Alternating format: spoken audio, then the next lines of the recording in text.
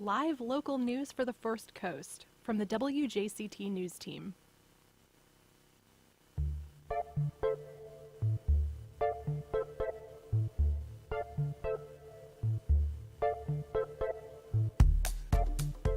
It's the biggest stories of the week.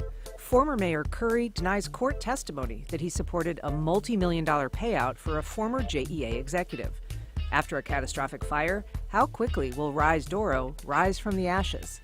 The city's affordable housing chief says he was forced out by Jacksonville's new mayor. Plus, Florida cracks down again on the state's transgender residents. I'm Ann Schindler. We'll be talking about all that and more on First Coast Connect's Week in Review. Then later, the relaunch of WJCT's Electro Lounge. It's all ahead this hour after the day's news.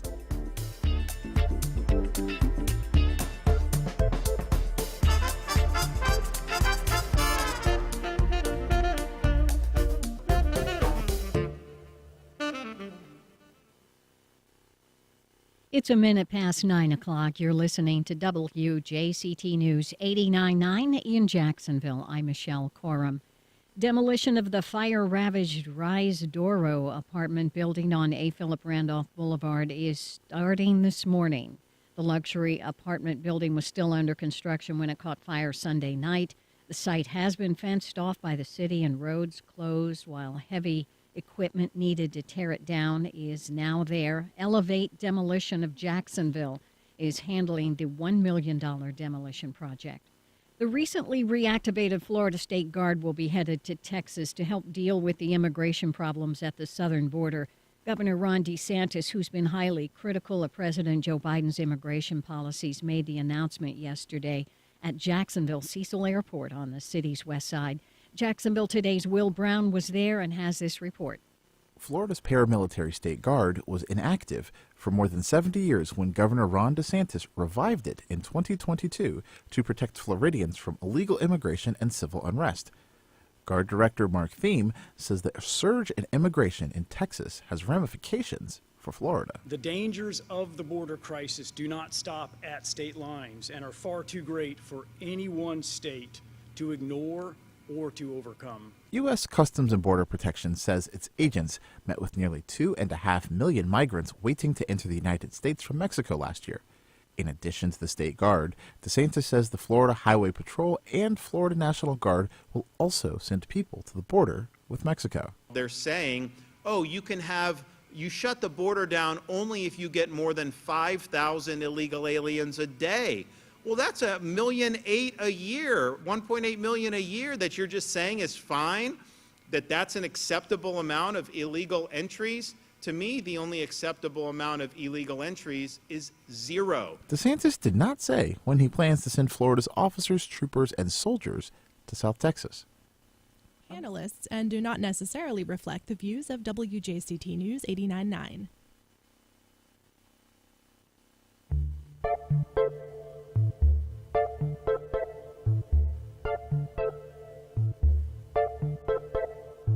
Good morning. I'm Ann Schindler, and on this sunny Friday, it's time for our First Coast Week in Review. We're going to be talking about some surprise testimony at a JEA hearing, what's next for the fire-ravaged Rise Doro, the ouster of the city's affordable housing chief, and the state's continued crackdown on transgender residents. To talk about all that and more, I'm joined now by Jacksonville Business Journal editor Tim Gibbons, Florida Times Union reporter Alexandra Mansfield, Jacksonville Free Press editor Sylvia Perry, and First Coast News anchor and reporter Rich Donnelly. Thanks you all for being here. Good to be here. Good morning. Thanks for having us. And we're also joined just for a short while by Metro columnist Nate Monroe, who's on the line. Good morning, Nate. Good morning, Ann. Nate, kick us off here. You've been covering the JEA scandal for years. The federal corruption case is headed to trial in just a couple weeks with 2 former JEA executives charged with conspiracy and fraud. But something pretty dramatic happened during a pretrial hearing this week. What was it? Yeah, so we've been getting kind of a very unusual preview of the trial that we're all going to get to watch in a couple of weeks.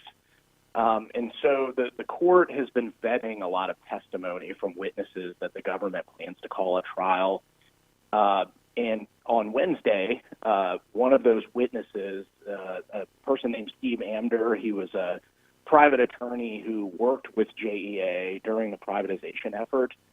He testified that in the course of a private phone conversation he had with Aaron Zahn, JEA's former CEO, Zahn told him that were he successful in privatizing the agency, the mayor would be supportive of him, Zahn, receiving $40 million.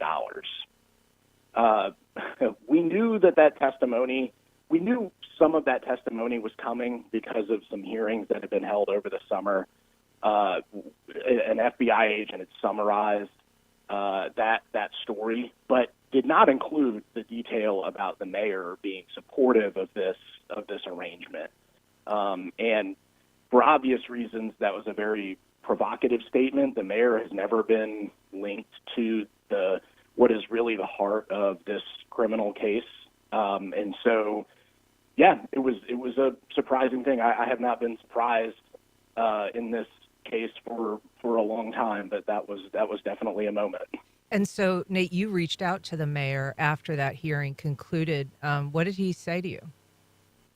He had a very brief statement, but very flatly denied it. Said that simply did not happen. And by that I mean not that the witness's testimony was wrong, but that he was never supportive of Zahn receiving a large payout like that.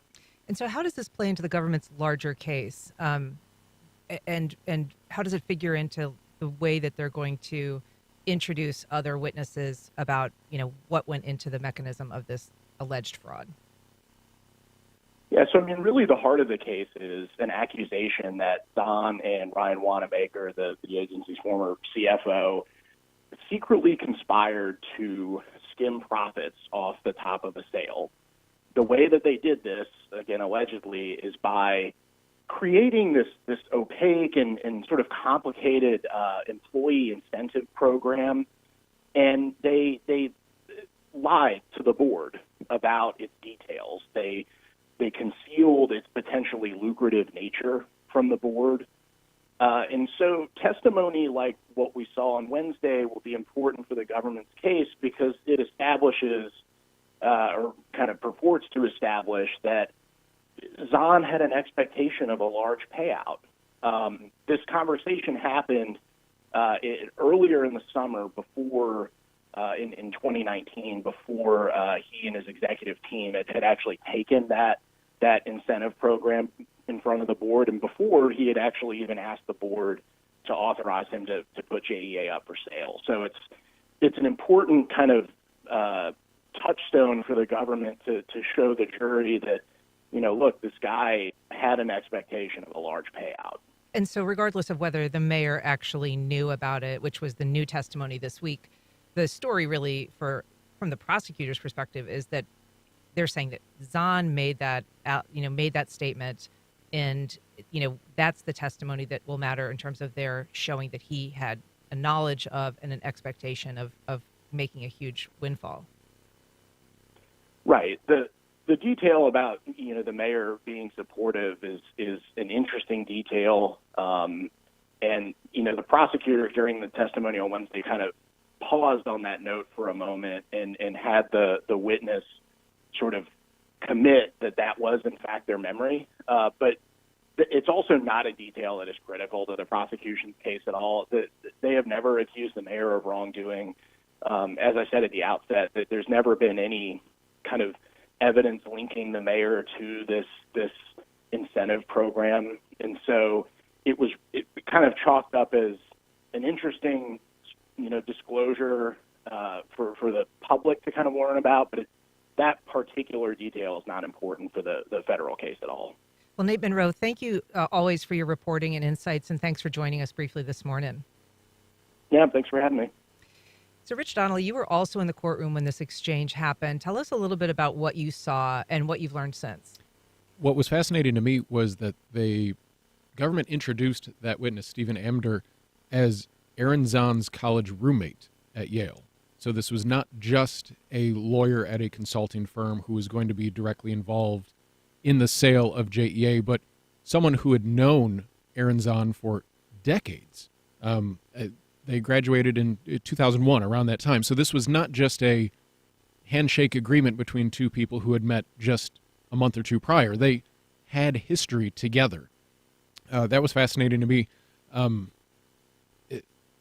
as Nate pointed out, Lenny Curry is not one of the defendants in this case. And this news is salacious to us in Jacksonville because, the former mayor, that comes with a big oomph factor, if you will. But as Nate pointed out, that detail is not necessarily going to make or break the prosecution's case in this.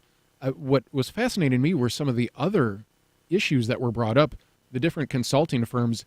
A woman named Elizabeth Colombo is an attorney with Nixon Peabody who did a lot of legal work for JEA or was contracted to do that. They initially went to her to draft this incentive program, and her testimony said that she wasn't comfortable doing that for a variety of reasons. One, she thought it would be illegal in the state of Florida to do so. Nixon Peabody based out of New York City. But also, she thought it was wrong that the incentive program would be started by the executives who would directly benefit from it. So she thought there was a lot of just conflict within that program itself. So she ultimately just did not draft it, and that was her testimony. Other testimony from different witnesses, one by the name of David Wathen from Willis Towers Watson out of Atlanta, they were brought in after Nixon Peabody said, we can't do this, to draft the long-term incentive program.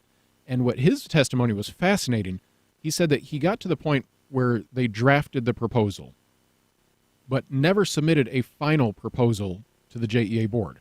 And the draft was created in March of 2019. He said that he sent the JEA executives, Zahn and Wanamaker specifically, a PowerPoint document that could be edited. And that was the end of his involvement.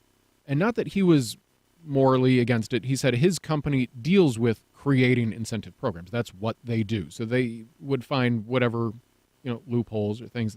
That's their prerogative.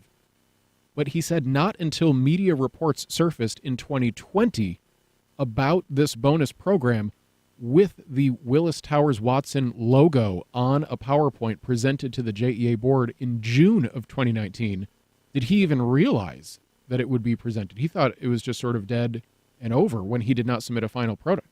So to me, a lot of the issue here goes multiple layers of fraud. It seems that according to the evidence that the government is presenting, Zahn and Wanamaker were committing fraud against people that they hired to help them commit fraud.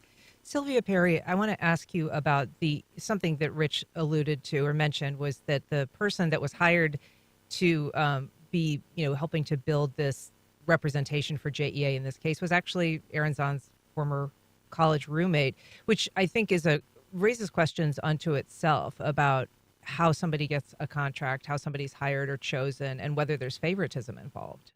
Well, collusion and nepotism is no stranger to big business. And I think that this case is just another systemic example of privatization of our governmental policies and what is meant to look after us. You think about when our current state of the jail has privatized its healthcare system, and now people are dying because we are losing that overall regulation of it. So there definitely needs to be more oversight as to who does what. Like Rich said, the board was even defrauded of information and proper information. So maybe for our public entities, there needs to be a deeper dive. And Tim, I saw you nodding over there while Rich was talking. Obviously, this kind of information isn't entirely new to you, but you recognize the pattern. Well, I find it interesting because there's basically two different things going on here. There's the thing that really galvanized the community was the idea of selling JEA. People are opposed to that. People would have been opposed to that even if there wasn't this long-term incentive plan. So it's kind of a two different tracks of things you can get angry about. You can get angry about maybe more tracks. You can get angry about the sale itself. You can get angry about it being done fraudulently, and then you get into all the political stuff, which, as has been said, is not necessarily the core of the things, but it's just kind of a gloss after people are angry anyway.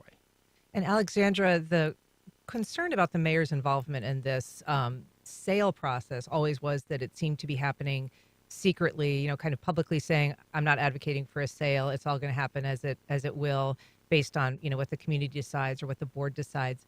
But he also, when a lot of these revelations of alleged fraud and the very high cost of this benefit plan were coming out, he put his foot on the accelerator and said, let's get this done. We moved up the timeline for the, determining if the intention to negotiate process was going to go forward. And so that is, I think, what lingers when people think about this issue, even though he may not have had any connection to the lucrative benefit retirement plan. Yeah, definitely. And I think something else that's interesting about it is that they had an extra $10 million that they were going to be trying to give in payouts to other people who were part of the sale. So obviously it was the $40 million at the top with Zahn, but I do wonder how deep it was going to go with how many people were involved in colluding on this one. And there has been testimony. I mean, these Castigar hearings went over the summer. These are all these pretrial hearings that are releasing a lot of information, Alexandra. And one of the things that did come out was other board members, other executives testifying, including Melissa Dykes, who isn't charged, but she's the former CEO and CFO, and she was aware of the value of this PUP plan, of this payout plan. So there were other people that seemed in line to make some serious money. Yeah, absolutely. And so, Tim, your thoughts about big picture, does this revelation that came out this week matter to the people of Jacksonville? I don't know if people who are, who have been years angry about the idea of selling JEA, angry about what feels like a politically driven, behind closed doors, bunch of people get rich sort of thing, if people can get angrier. I mean, to a certain extent, if you talk to people who care about this sort of thing, they still care, but I think the general population probably, is just glad that the utility wasn't sold and to some extent has moved on. We're talking about JEA, but we're also going to be talking shortly about the fire at the Doro. We're going to be talking about the ouster of the city's housing chief. We'd love to hear from you. You can join our conversation by calling 549-2937. That's actually a 904-549-2937 now, as of this week. You can also email us at WJCT at First Coast Connect at WJCT.org. You can also reach out on Instagram or Facebook. And you can also watch our program live stream now if you want to. It's on Facebook and the WJCT YouTube page. So, Rich, the way this case is unfolded, it's really unusual with these extensive pretrial hearings that we get a glimpse into the prosecution's case, what they plan to bring. Does that give an advantage in some ways to the defense and their foreknowledge, or is the understanding that they will have all of that information anyway? It's just the public that's learning about this. I think certainly from a public perspective, we are getting a sneak peek, a soft opening, if you will, to what the trial is and entails. And certainly it seemed like the bombshell report about the conversation with Amder and Zahn about Lenny Curry's potential involvement. And to be fair, I reached out to the mayor as well, and he responded that did not happen, quite simply.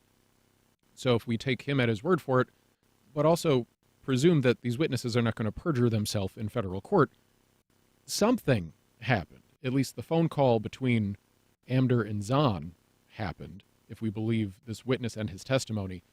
But it is just fascinating to see. What struck me about the defense in their cross-examination of all the federal witnesses on Wednesday was that they were so intent on, were any of these witnesses swayed by media reporting on this? And they actually specifically brought up and pointed out Nate Monroe in the courtroom multiple times to different witnesses. And do you follow Nate Monroe on Twitter was a conversation and a question that multiple witnesses were asked. And many of these witnesses were brought in that day because they're out-of-town witnesses and had to fly in. And they just, both the defense and the prosecution and the judge agreed, let's help these people who are flying in coordinate with their schedules just so we can get everything on one day.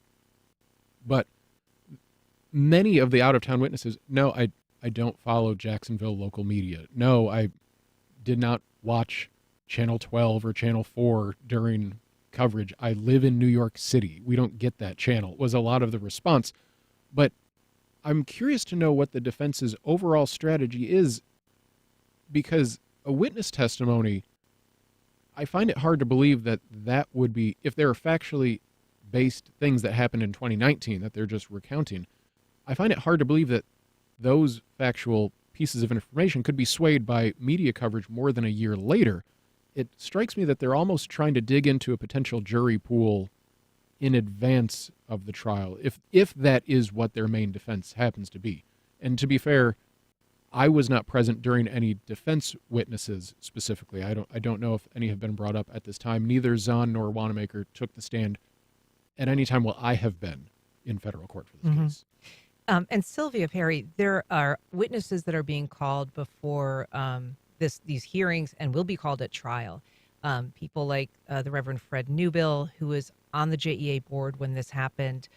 Also, I believe Chair April Green was testified. She was also there right? on Wednesday. Is there a sense by people who are prominent, respected members of the community that they're being kind of dragged through this, potentially reputational, tarnishing because of what happened at JEA?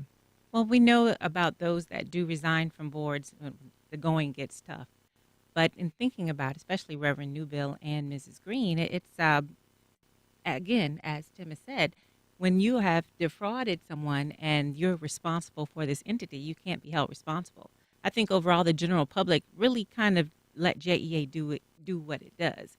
However, when it comes to a point where you hear about your electric bill going up, then all of a sudden everybody takes an interest, while the employees and those in administration are receiving millions of dollars in incentives. So now it matters. And yes, now people will be held accountable. And Alexandra, in terms of the oversight that a board gives, this was a board that was asked to vote on this PUP plan, this lucrative benefit plan, at the same time that they were authorizing a sale of the utility. Really complicated stuff, all at one meeting. And whether they had the information they needed, I mean, clearly they didn't have the full picture because it wasn't presented to them in terms of what it could cost. But is there a sense that a board that serves in this capacity is capable of really threading through the information as needed and going beyond what's just provided to them by the executives that are proposing it? Yeah, I think that I think it's a good thing that people were paying attention to it, that Nate Monroe was paying attention to it, and that others were following the board and seeing what was being presented to everybody, because I think the general public doesn't have the knowledge of what's going on, doesn't have the time to look into what's going on. And we could have seen something really bad happen with the sale of JEA had there not been people who were watching out for it. I mean, it really does speak to the value of local journalism, certainly. And Tim, what do you think about that? I mean, in terms of board oversight, and how much do you hold them responsible for what happened? It's interesting, having covered, the Airport Authority and the Port Authority and JTA and all of these entities that have independent boards. In some ways, I think it's too easy to give them a pass. Quite frankly, they are the people who are put in those positions to oversee the professionals who are running the organizations. On the other hand, the boards don't necessarily know anything about the details of the thing. They're volunteer positions. They're usually people who care about the community but don't necessarily have an in-depth knowledge of how a utility should function. So it's easy probably for an executive. I think I remember when you covered the port stuff and there was a scandal out there. Same sort of thing. You're a board member who's like, they gave me the document, it looked okay to me, because what do they know? Yeah, and I mean, when you have what is being alleged in this case, at documents that have the imprimatur of a legitimate bank or a legitimate, financial advising company, but have been doctored, there really is no way to... Right. At some point you go, the board's not supposed to be doing forensic accounting before they vote. We've got a call, Dave. Good morning, Dave from Jacksonville. Welcome to First Coast Connect. Good morning. Thanks for taking my call. First, I just wanted to say thank you to Nate, if he's still on the line, for his just persistent coverage of the scandal and bringing it forward. I don't think we would know any of the real details without the hard work that he put in. But quick comment, and that is that in hindsight, a lot of the investigation seems to be revealing more things about the activities of Florida Power and Light in the state of Florida, and it's very consistent with scandals being found in other parts of Florida with dark money, with FP&L, and also the trying to privatize municipal utilities. So I just wanted to see if there was a trend, or if your panel might comment on potentially a direction of more investigations as the FBI investigates this case. Thanks, Dave. I mean, one thing that has been emerging in recent weeks was, the question of this new legislation that was raised in Tallahassee. It was brought up last year as well, which would possibly, make the purchase of a private utility more feasible by devaluing it, by limiting how much money a municipal utility can give to the city that it's in. So if, you're not getting money from that cash cow, how much is it really worth? Maybe you should sell it. We covered that on First Coast Connect, and it's an issue that people have said maybe it's, starting down in Jupiter, which is where NextEra and FPL is based. Certainly, local lawmakers here, Rich, have seen it as a continuing effort to undermine the community value of JEA and make it a more reasonable sale when you're telling the community about it. Well, and Matt Carlucci told one of our reporters, Andrew Badillo, that exact situation when that law was proposed in the legislature to allow or limit how much money a public utility could donate back to the city. Or municipal utility. Municipal utility, right. Excuse me. Thank you.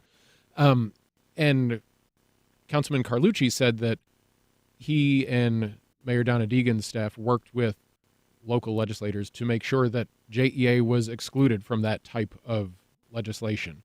So at least in the short term, the city of Jacksonville will not be lumped in with that should that become law and go forward. I do want to go back to the board issue that we were talking about just for a second. It seemed like there was a lot of pre-PR work done, according to the testimony by both Zahn and Wanamaker, to sort of scare the board into finding that the sale would be the best call. Yeah. Multiple witnesses said that the first tact was to say, if we go down our current path, 30% of JEA workforce will be eliminated and rates for customers will rise 26%. Sure, that was and a huge to portion Sylvia's of their point, sales tactic. All of a sudden, and to Tim's point as well, the dollars and cents at home, as just someone who wants to turn their lights on and make sure the refrigerator works, you're going, well, I don't want to pay 26% more for that. And then the employees go, well, I want to keep my job. Okay, so that option's off the table. Then what? So I wonder if they were positioning themselves for this well before everything blew up. Sure, yeah, and I think they were promising payouts to the community as well. We've got a call, Daryl in St. Augustine. Good morning, Daryl. Yeah, I want to comment the same thing. I don't think Nate Monroe should ever pay another electric bill while he lives in Jacksonville. He has done and saved every citizen in Duval County thousands of dollars, and everybody bashes the media, but this is an example of where the media did a great job. And I just wanted to thank all of you for staying on this story. I wish there were 1,000 more of you for the other 1,000 stories that are out there just like this. Right on. Thanks, Daryl. Appreciate the call and the feedback. So jury selection starts in that case February 15th. We'll continue to follow it, but let's move on right now to another huge headline, one that literally dominated the skyline of Jacksonville this week.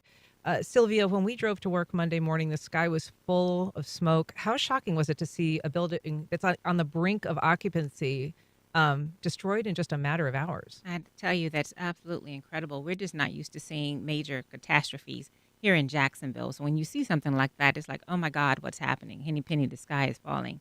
But I must commend the mayor and the city working together to have swift action on this. I know when we had the tragedy at Berkman Plaza, we looked at the building for years, despite somebody having lost their life. So commendation to our city, making sure not only our air is safe, but that no water's dripping into the toxic waters dripping into our river. Alexandra, this was obviously shocking and, devastating for the company that has spent the last couple of years and $60 million erecting the structure. What is the next step? Like, what are we going to be seeing happen this morning even? It sounds like the demolition has gotten underway. Okay, well, that part's news to me. I did know that they were planning on demolishing this morning, but last night they were still putting out a couple hot spots, so I wasn't sure if that was going to be able to go through or not. Obviously, this is devastating to the company. They have promised that they want to rebuild there, which was a little bit shocking to me after such a loss of time and money. They were already behind schedule because I believe they were supposed to open in the summer of 2023. So I guess we'll have to wait and see what their rebuild plans look like after a demolition. And Tim Gibbons, this is in many ways a business story, right? I mean, now that the fire's out, what happens next? And how much of a blow is this to the redevelopment effort of sort of this area of downtown that we're in? So it feels like a huge blow, but I think it's a huge blow in the short term. And a lot of it will end up being, what does Rise do next? If the building is demolished and they rebuild, if it rises from the ashes, then it's just it's actually probably a good story in a way. Rise is really committed to Jacksonville. They moved their headquarters here from Valdosta, Georgia, a couple years ago. They have multiple other apartment projects in the area. So they've shown a commitment to the community, and they've said they want to rebuild. So I think in some ways that sets the stage. If they do that, it's actually, I'm not saying it's a good thing for downtown this happened, but something good can come out of this. We spoke to a local structural engineer, Ron Woods, about how long the surrounding businesses will be impacted. They are actually going to be impacted until those walls come down. There are some ways that they can essentially protect the other buildings. They can also do some selective dismantling before they start demolishing the whole thing that would take away the obvious issues of a fall zone, for instance. You've got essentially 7 stories of wall up there, and the fall zone is going to be that far out at least. Now, Rich, I spoke to a tenant of the Southmore building. That's that kind of iconic white building with the green roof that's right next to the baseball grounds. They're closed. Manifest Distillery, Intuition still closed. So, and those, like as he said, that's because those are currently in the fall zone. So how does this impact local businesses? What are they thinking is the timeline for their, being able to start getting back to work? Well, based on our reporting from earlier this week, I think the fact that demolition has begun today, or was slated to begin today, is good news for them in the sense of physically getting back in. Multiple owners of those businesses told us they weren't allowed inside. I think the owner of Manifest Distilling was briefly allowed in on Monday just to look inside, but he was with firefighters just to make sure things were structurally okay at that time, but have not been allowed inside since. And my heart goes out to businesses like Intuition, who are actually dealing with perishable goods. I mean, we think of beer in cans, but there are in vats. They do have to be tended to. So for a week now, or almost a week, they couldn't actually deal with the product that they're making.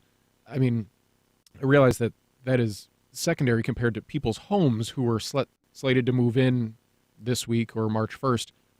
But there is tangible goods that are going to have to be thrown away potentially from all of this, aside from the fact of, okay, as a 7-story building comes down, does everything still stay in place? Do their businesses have any effect at all? So I'm sure that the demolition crew, we're not going to have the big implosion like we saw with Berkman 2, which also the juxtaposition of a celebration of bringing a building down versus now, a true somber of what could have been a launching point, because hundreds of neighbors were going to be moving into that area of town and flooding that area with new business.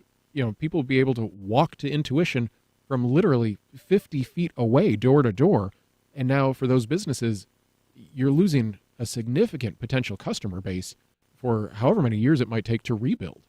So we're talking about the fire at Rise Doro. We're also going to be talking about the ouster of the city's housing chief in just a bit. If you want to join the conversation, you can give us a call at 904-549-2937.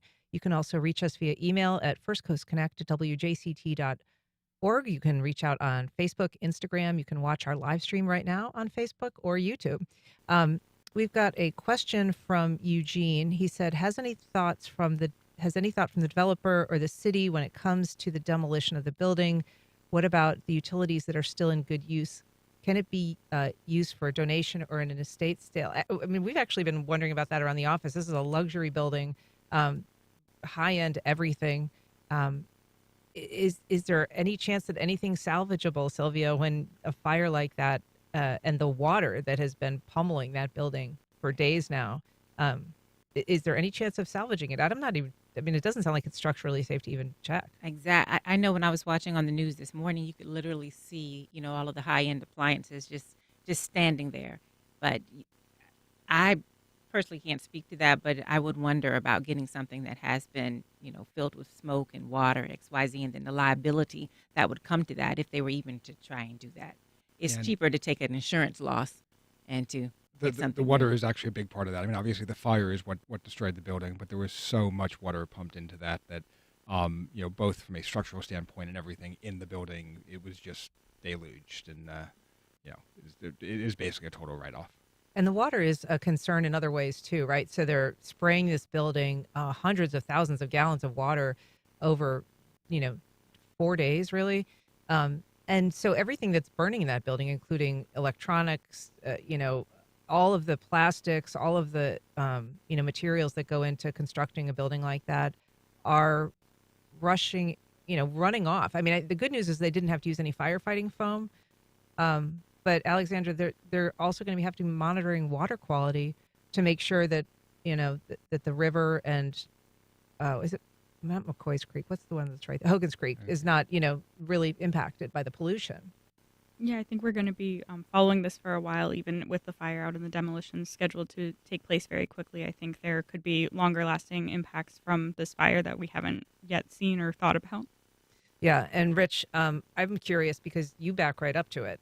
And I noticed that First Coast News crews were kind of like within that perimeter in a way that maybe others weren't privy to. But was the building that you were in impacted? Were you guys ever having to evacuate? As far as I know, we have not been told any type of evacuation orders, and nothing has rumbled, so to speak. I don't want to make too much light of a situation, but as far as we know, our building is completely structurally sound.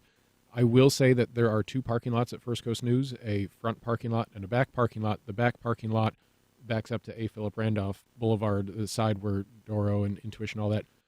The front parking lot has been significantly more full with cars over the last week. I presume that a lot of people made a point to not park in the back parking lot for a variety of reasons. But we have not been told that there's any structural issue to our building or any worry about potential structural issues, at least as far as I'm aware of. And in terms of the reason that this building burned so quickly, Sylvia, part of it is because it was a wood constructed building, which is cheaper, but comes with certain risks when it comes to fire. Do you think people look at this building kind of how it burned so thoroughly and kind of without being able to be stopped and have concerns about the buildings that they live in, which are also very often wood constructed buildings? This is another case, I think, of people are just not concerned about something until it affects them. If they were to have built the Risdoro with cement pilings XYZ, the cost would have been substantially higher.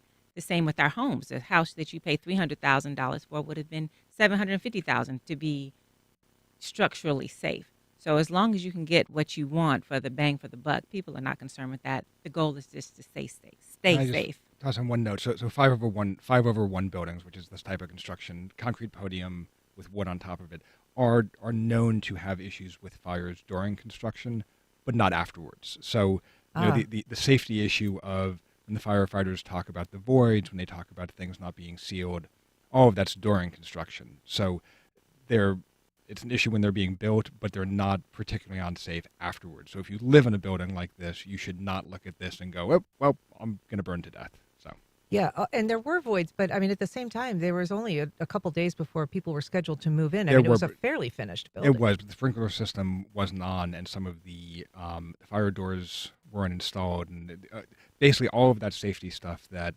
the fire marshal requires, because otherwise, people burn, die in fires, was not done yet. So we've got a call, Jason from San Marco. Good morning. Welcome to First Coast Connect. Good morning, and thank you for having me. This disaster that has befallen downtown with the fire at the Rise Doro building, it has a lot of unanswered questions. And my principal comment is, how could a company that's putting up a $60+ million development not have on the weekend in downtown Jacksonville, with all the transients and homeless people we have, not have 24-hour security from the end of business on Friday to the start of business on Monday, which they have one person down there, and these people cost $18 to $25 an hour. That could have been a couple $1,000s they spent that would have saved them $60 million. And I'm just flabbergasted. And I really would like to hear from the people who run this building about what kind of security was in place to prevent interlopers and transients from getting into the building. And I would love to know, and I'm sure you'll follow up with, what actually caused this fire. As I understand, we don't know. And I've heard crazy things from, it could have been a lithium battery that was being charged that went haywire to, they sent some people in there to get warm because it was a cold Sunday night. They started a fire and it brought down the structure. So thanks, Jason. I appreciate it. I mean, I don't think that there's any, I haven't heard any evidence that there was anybody inside the building, Rich, that this was started, by someone who is, staying in that building. It was a pretty secure building. From everything we understand, and I do understand the caller's idea that sometimes vacant buildings, someone going inside making a fire. From everything we understand, that was not the case, because I believe, and everything's still under investigation at this point. We have not received a report on what caused the fire, so it's still to be determined at this point. But from everything I've read, it started between like floors 6 and 7, higher up in the building, and I would just presume that if someone was going into a building to get warm, they wouldn't go 5 floors, 6 floors up to do so. Again, everything's still under investigation, so I don't want to go too far into that. But there seems to have been security footage inside that will be part of the investigation to determine if potentially some type of construction equipment was on. As far as I know, there was no lightning in the area that night, so I don't believe it could have been a random lightning strike. But again, an investigation is still to determine what caused that fire. Yeah, I mean, as far as I understand, it's not clear to me, and I've reached out to the fire department to ask about it. I mean, the investigation still underway. It's not really clear yet how that investigation will continue, or if it could be impacted by the demolition as it begins. But it is going to be, for insurance companies, Tim, that's what they want to know, right? That's the answer that they want to get. It is. Now, this is slightly different in that Rise owns its own construction company, so it's not that you have a developer and a construction company who would otherwise be embroiled in a lawsuit. But there are subcontractors involved. My understanding is that there is some disagreement between the city and the developer over how quickly this demolition should take place, with the developer wanting more answers. The typical thing you would see in a case like this is you'd pull a demo permit, but the investigation would continue until the fire marshal signs off on the investigation. You wouldn't begin the demolition. In this case, there's the issue of the surrounding businesses, there's the issue of public safety, so the city has pushed for it to be done sooner, but there is some disagreement there over how much of the building you should take down before you know exactly what happened.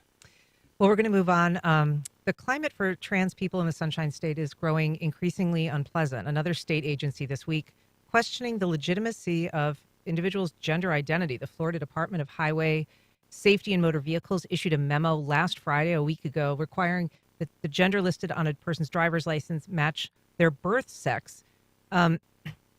Alexandra, the DMV letter says the gender is equivalent to, quote, what is determined by innate and immutable biological and genetic characteristics. Did you ever think that we'd be hearing DMV opining about the fundamental markers of human identity?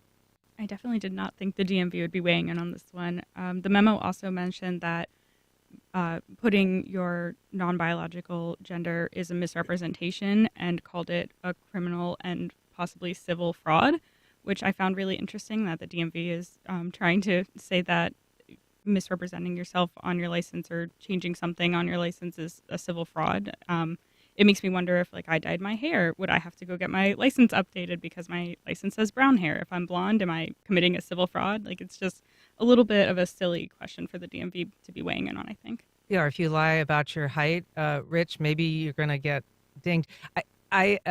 This rescinds an earlier DMV policy, which is, I think, what is so confusing for people. It was in 2018, they created a policy that allows people to alter their licenses if they have a signed statement from physicians or a court order documenting their gender changes. And so it wasn't a policy that didn't have some teeth in it. People couldn't kind of willy-nilly change, but they were allowed to change if that was the identity that accorded with how they lived their life. Well, and also, what about people who are moving to the state of Florida and may have had any procedure or life change prior to coming here.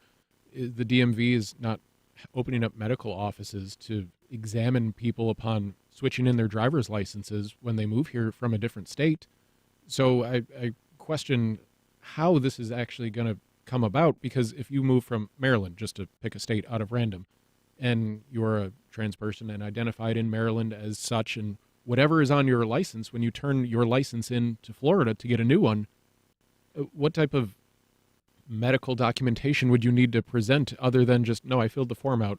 Do we have to take everyone, beyond it? It strikes me as a level of overreach that is just odd. But maybe not unique, Sylvia. So this is not the only state agency that has weighed in and issued new trans guidelines. The State Department of Education now bans kids from using the bathroom of their gender identity. They're banning discussions. Teachers can't use their chosen pronoun. The State Department of Health is now advising against, gender-affirming care. The Department of Corrections will no longer pay for people who are, using hormones while they're in custody. So why is the state so interested in this issue, these various agencies, in this one particular issue? I think that we're following the line of our current government, who has definitely streamlined to more conservative values for the state. But in playing devil's advocate, you look at your driver's license. Let's say that you identify as a man, you identify as a woman, you get taken to jail. What is a person with female parts? What's going to happen to that person in a prison, a male prison? And who has the duty of care to be responsible for them?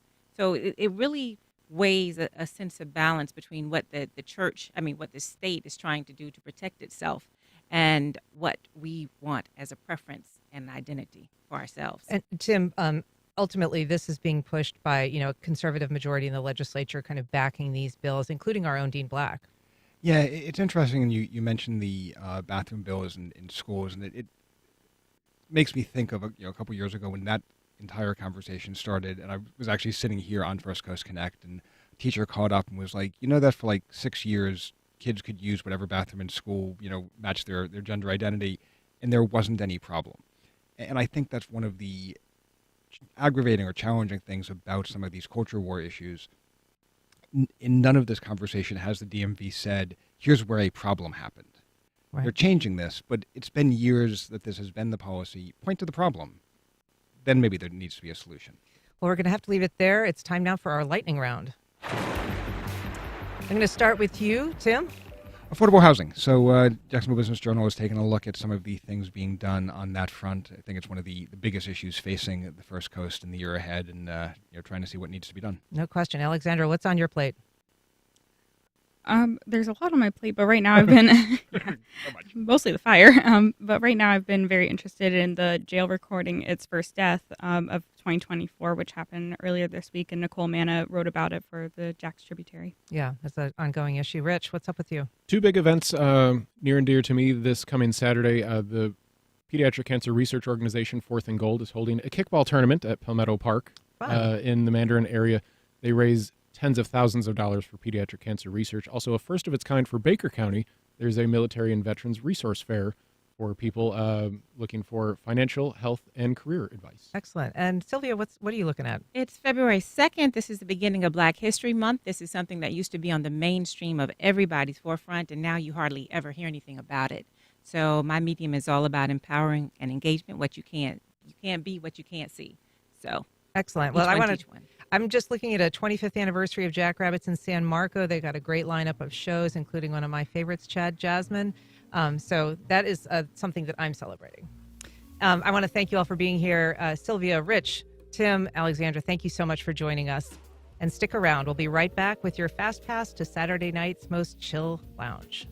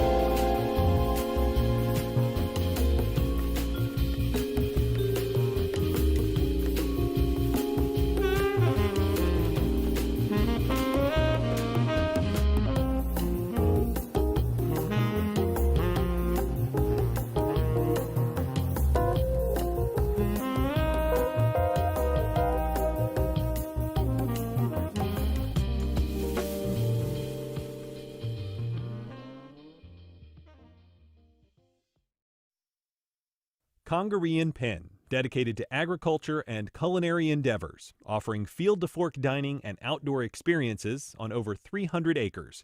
Sip, dine, explore. Information at congareeandpenn.com. Wayne Hogan of the Terrell Hogan Personal Injury and Wrongful Death Law Firm. Serious injury cases are complex, and civil trial attorneys present the evidence juries need to see and hear. More at waynehogan.law. Senators take the world's tech titans to task. I know you don't mean it to be so, but you have blood on your hands. Congress moves ahead with a new tax deal, but border talks come undone. And Elmo reminds us how important it is to ask, how are you doing? That and much more on the Friday News Roundup next time on 1A. Today starting at 10 on WJCT News 89.9.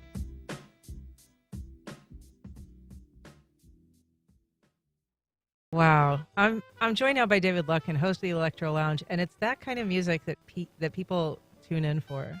As well as the new music, and that's why I like to remind people with the Electro Lounge, it's music without walls. It's from Willie Nelson to Chet Baker to Black Opera.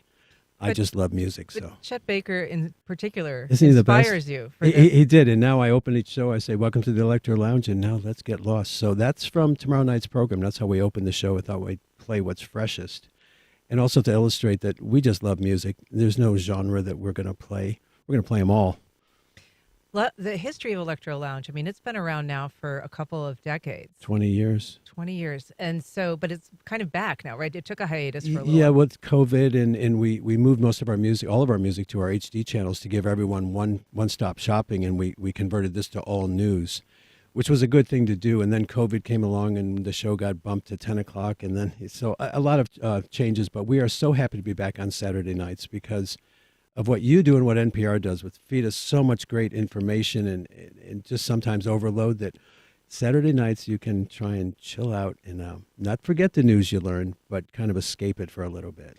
And you have been, and you're a news lover, but you're Absolutely. a longtime music lover. And you were telling me the other day as a kid that kind of no matter how broke you were, you would always find a dime for the jukebox. My brother and I traveled, we'll just put it there, when we were younger than 18, and we would end up in strange cities, and we would go to the restaurant, and my brother would buy, coffee and toast and eggs, and I would buy toast and marmalade and put a dime in the jukebox and go buy a newspaper. And it always aggravated him that I wasn't spending my money on donuts. I was spending my money on newspapers. And music. And music, so nothing really changes. We don't change that. I haven't changed that much. My love is still music and news.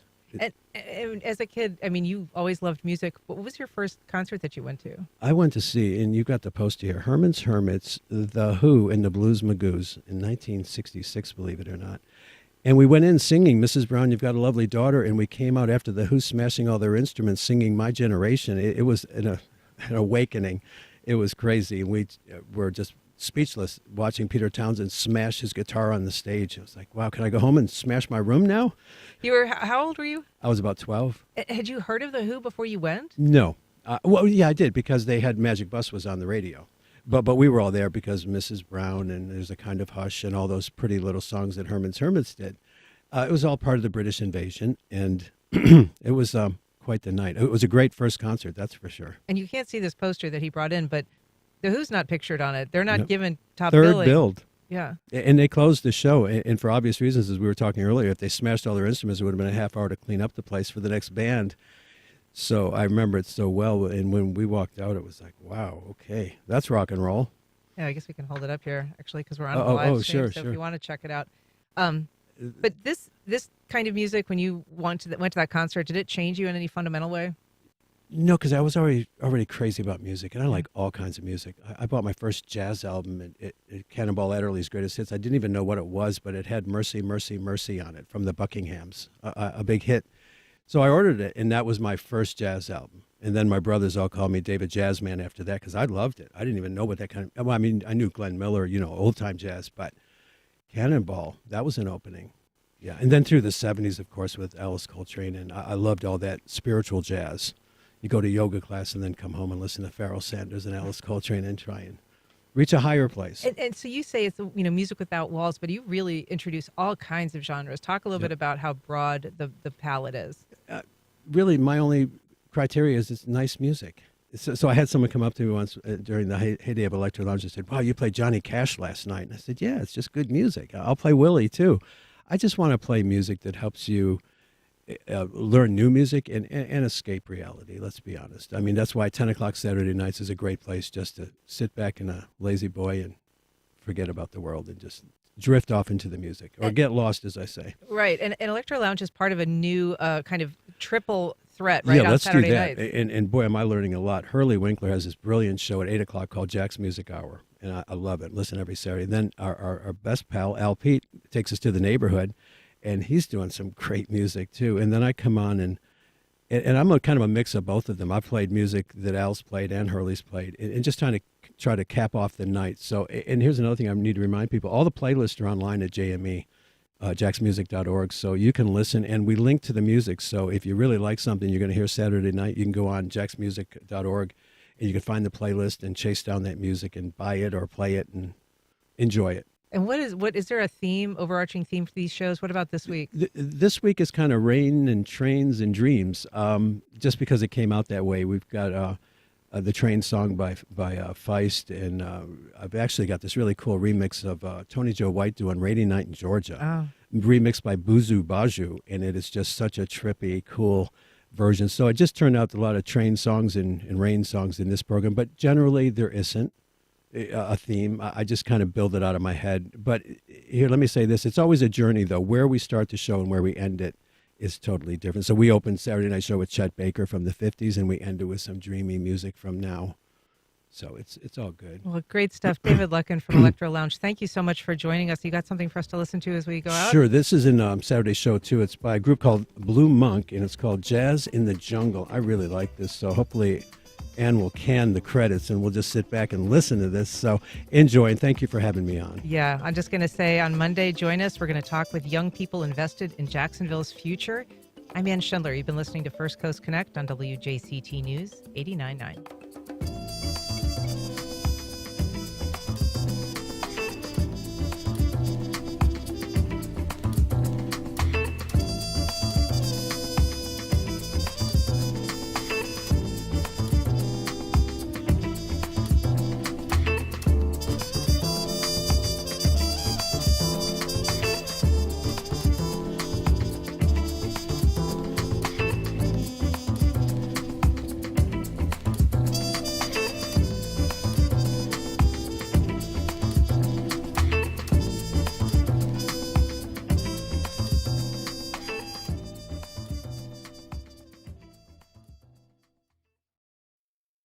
Support for First Coast Connect is provided by Baptist Health and the North Florida TPO. North Florida TPO, proud sponsor of WJCT.